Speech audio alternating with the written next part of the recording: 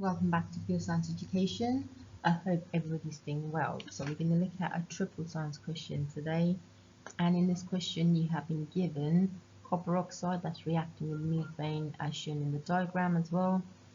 And you've been given a simple balanced equation. The question is carbon dioxide and water escape from the test tube. Use the balanced equation to explain why. And what you need to do is look at the two things here, carbon dioxide and it talks about water, and you notice both of them are in the gaseous state, so the answer will be they are gases. In this question you've been asked to calculate the relative formula mass of copper oxide, and they have already given you the relative atomic masses for them, and you will see there's one copper and there is one oxygen, which means you just need to do 16 plus 64. That will give you 80, and the answer is 80. However, on your calculator, if it says 79.5 or something along those lines, you still get the credit for it.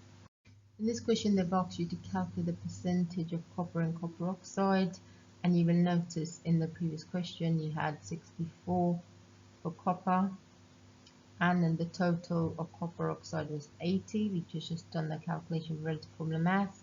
To calculate how much copper is in there, you just do 64 divided by 80. That gives you 80%. However, if you get an answer like this on your calculator, again, that's fine. Now, there is 4 grams of copper oxide. Calculate the maximum mass of copper that can be found. And this time around, what you got is you got your 4 grams, and to work the calculation out you just do 4 times the answer to BI, which is 80, divided by 100. That'll give you 3.2 grams.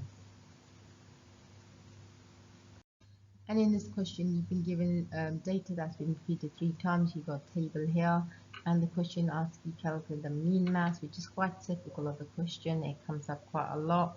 And if there is any anomalous data, then you get rid of that data. However, here they look pretty much in line, and if you add the 3 and divide by 3, your average is 3.3.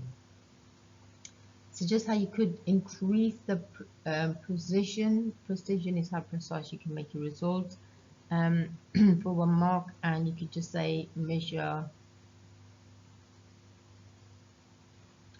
to more decimal points.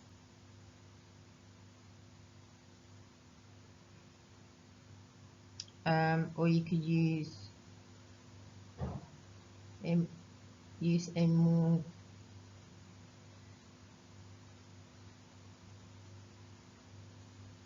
sensitive balance, or you could just do smaller divisions.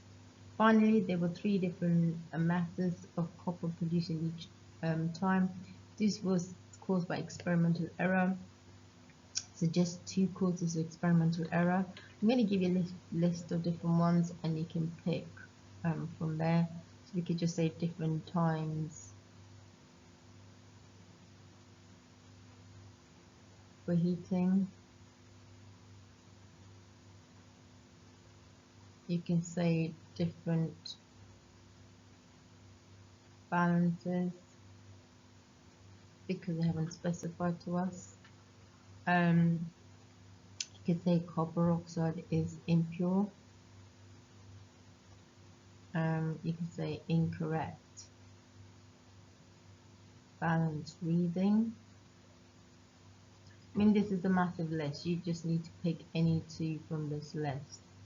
You can just say not all copper oxides reduced. So any of them will do from here. Watch out for the next video for a different question on triple science. Thank you.